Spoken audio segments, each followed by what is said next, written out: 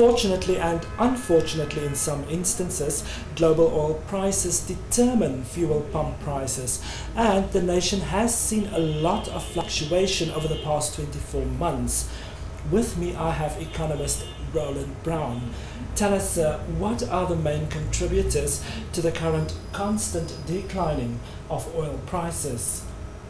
Over the last few years, we've seen a change in the supply dynamic in the world. And basically what we've seen is that the US has become a major oil producer.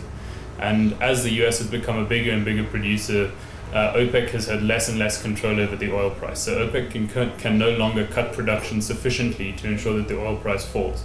But secondly, with the shale gas revolution in the US, it massively threatens OPEC's production control or supply control.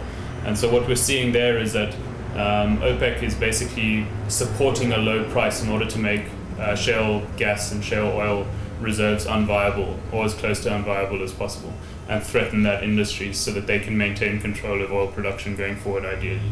Many do not realize the impact that fluctuating international oil prices have on the global economy at large. Tell us, how does it affect the economy? You have increased disposable income as an end consumer because you're spending less money on petrol. As well as that, one of the main inputs into the cost of food production is oil. So theoretically, sort of 12 to 18 months after the oil price falls, you should see food prices fall as well, which again supports your disposable income. So from the end consumer's perspective, it's generally relatively positive. For the countries that produce oil, I think obviously there's that negative spin as well. Mr. Brown, what does the near future look like regarding oil prices? Some analysts are talking about $30 a barrel from the current levels of about 65. I think that's very, very unlikely. I would be very surprised if we don't see the prices stabilize around these levels and even start to move up again. That said, I think that the days of $100 a barrel, $110 a barrel are possibly past for a while now.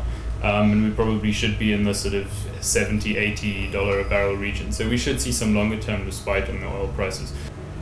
Meanwhile, fuel pump prices in Namibia will go down with another 50 cents per litre as from midnight tomorrow, when petrol users will pay $11.19 per litre, while diesel users will pay $11.62 and $11.72 for 500 ppm and 50 ppm respectively. For the News on One, I'm Francios Olivier.